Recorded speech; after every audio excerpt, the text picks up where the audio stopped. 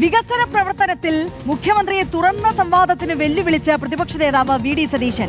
ഉമ്മൻചാണ്ടി സർക്കാരിന്റെ നേട്ടങ്ങളാണ് പിണറായി ഉയർത്തിക്കാട്ടുന്നത്. സ്ഥലവും സമയവും മുഖ്യമന്ത്രിക്ക് തീരുമാനിക്കാമെന്നും വി.ഡി. സതീശൻ പറഞ്ഞു. തന്റെ വിശ്വാസ്യത തകർക്കാനാണ് CPIMന്റെ ശ്രമം. നുണേശനാണോ നുണറായിയാണോ യോജിക്കുക എന്ന് കാണാമെന്നും വി.ഡി. സതീശൻ പറഞ്ഞു. ആരാണ് യമണ്ടൻ നുണ പറഞ്ഞത്? ആരെ യമണ്ടൻ നുണ പറഞ്ഞത്? മുഖ്യമന്ത്രിയാണ് നുണ പറയുന്നത്.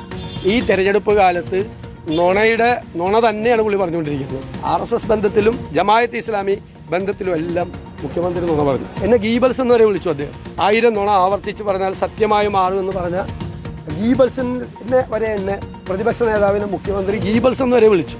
ഞാൻ അദ്ദേഹത്തെ ഗീബൽസ് എന്നൊന്നും വിളിക്കുന്നില്ല. നുണേശൻ എന്ന് പറഞ്ഞാൽ എനിക്കൊരു പേരിട്ട്. നുണേശനാണ് കൂടുതൽ യോജിക്കുന്നത്, നുണറായിയാണ് കൂടുതൽ യോജിക്കുന്നത്. നമുക്ക് നോക്കാം. പിണറായിക്ക് നുണറായി എന്നുള്ളൊരു പേര് ഞാനിടുക നുണറായി എന്ന് ഞാൻ പേരിടുകയാണ്. അപ്പം നുണേശനാണ് നുണറായിയാണ് ഏറ്റവും യോജിക്കുന്നത്. സജോ ദേവസ്യ കൂടുതൽ വിവരങ്ങളുമായി നമുക്കൊപ്പം ചേരുകയാണ്. സജോ, വികസന നേട്ടങ്ങൾ എണ്ണിപ്പറയാൻ പിണറായിയെ വെല്ലുവിളിക്കുകയാണ്, തുറന്ന സംവാദത്തിന് വെല്ലുവിളിക്കുകയാണ് വി.ഡി. സതീശൻ. സമയവും തീയതിയും ഒക്കെ മുഖ്യമന്ത്രിക്ക് തീരുമാനിക്കാമെന്ന് പറയുന്നു. അതോടൊപ്പം ആരാണ് ഏറ്റവും കൂടുതൽ നുണ പറയുന്നത് എന്നുള്ളതിലെ ഒരു തർക്കം പോലെ ഉണ്ട് ഇപ്പോൾ പ്രസ്താവനകൾ കേൾക്കുമ്പോൾ.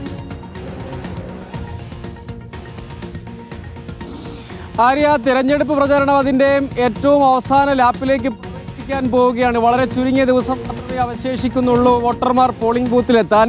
ഇതിനിടെ ഇരു മുന്നണികളുടെയും ഏറ്റവും പ്രധാനപ്പെട്ട നേതാക്കൾ നടത്തുന്ന പ്രതികരണങ്ങൾ അതീവ കൗതുകകരമാണ്. പ്രതിപക്ഷ നേതാവ് വി.ഡി. സതീശൻ മുഖ്യമന്ത്രി പിണറായി വിജയനെ വെല്ലുവിളിക്കുകയാണ്.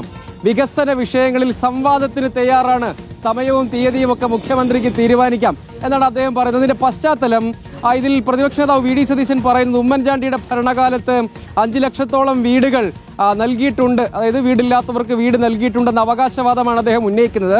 അതിന് ചില നിയമസഭാ മറുപടികളൊക്കെ അദ്ദേഹം കോട്ട് ചെയ്യുന്നുണ്ട്. അത് ഏകീകരിച്ചതല്ല, ക്രോഡീകരിച്ചതല്ല. അതുകൊണ്ടാണ് എന്നാണ് ഈ കാര്യത്തിൽ മുഖ്യമന്ത്രി തന്നെ പരിഹസിക്കുന്നു, തന്നെ കുറ്റപ്പെടുത്തുന്നു, അല്ലെങ്കിൽ തന്നെ നുണ പറയുന്ന ആൾ എന്ന് വിളിക്കുന്നു. അതിന്റെ മറുപടിയായി അദ്ദേഹം ബാക്കി കാര്യങ്ങൾ പറയുന്നത്. അതിൽ ഇടതുപക്ഷം 5 ലക്ഷത്തോളം ലൈഫ് ഭവനങ്ങൾ നൽകി എന്ന് പറയുമ്പോൾ ഈ കാര്യത്തിൽ മറുപടിയായി ഏതാണ്ട് 4,43,000 വീടുകൾ നൽകി എന്ന അവകാശവാദം ഉമ്മൻചാണ്ടി സർക്കാരിന്റെ കാലത്ത് അങ്ങനെ നൽകി. അത് പക്ഷേ ഒരു ക്രോഡീകരിച്ച ലിസ്റ്റ് ആയിരുന്നില്ല. ഇതെല്ലാം കൂടി ചേർത്ത് ലൈഫ് പദ്ധതി ആയപ്പോൾ അവർക്ക് ഒരുമിച്ച് പറയാൻ കഴിയുന്നു എന്ന മറുപടിയാണ്. ഇതടക്കം വികസന വിഷയങ്ങളിൽ പൊതുവിൽ എല്ലാ വികസന നേട്ടങ്ങളിലുമൊക്കെ ഇടതു സർക്കാർ ക്യാമ്പയിൻ ചെയ്യുന്നുണ്ട്. അതുൾപ്പെടെ ഈ വിഷയത്തിൽ സംവാദത്തിന് തയ്യാറാണ് എന്നുകൂടി അദ്ദേഹം പറയുകയാണ്. ഒപ്പം തന്നെ നുണേശൻ എന്ന ഒരു പേര് തനിക്ക് ഇടത് ക്യാമ്പ് ഇട്ട് നൽകിയിട്ടുണ്ട്.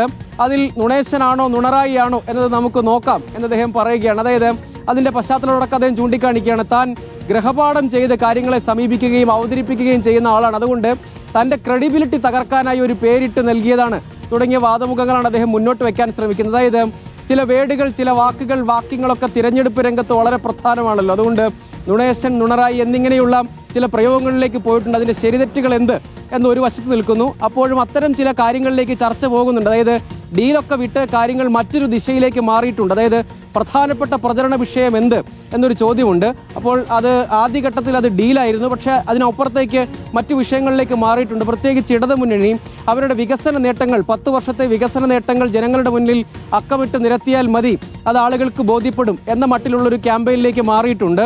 അപ്പോൾ സ്വാഭാവികമായും ആ വിഷയങ്ങളിലാണ് മുഖ്യമന്ത്രി കഴിഞ്ഞ ദിവസം വാർത്താസമ്മേളനം അടക്കം നടത്തിയപ്പോൾ മുഖ്യമന്ത്രി ലൈഫ് ഭവന പദ്ധതി പ്രകാരം നിർമ്മിച്ചു നൽകിയ വീടുകളുടെ എണ്ണം തുടങ്ങി അങ്ങോട്ടേക്കുള്ള വികസന നേട്ടങ്ങളെക്കുറിച്ചുള്ള അവകാശവാദങ്ങൾ ഉന്നയിച്ചിരുന്നു.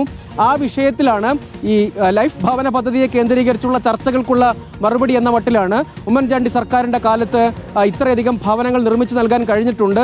അതിൽ 50,000-ഓളം ഭവനങ്ങൾ തുടക്കമിട്ടവയാണ്. പക്ഷെ അതൊരു ക്രോഡീകരിച്ച പദ്ധതി അല്ലാതിരുന്നത് കൊണ്ടാണ് അവയെല്ലാം ഇങ്ങനെ വരാതിരുന്നത്, അതിന്റെ കണക്കുണ്ട് എന്ന് അവകാശപ്പെടുകയാണ്.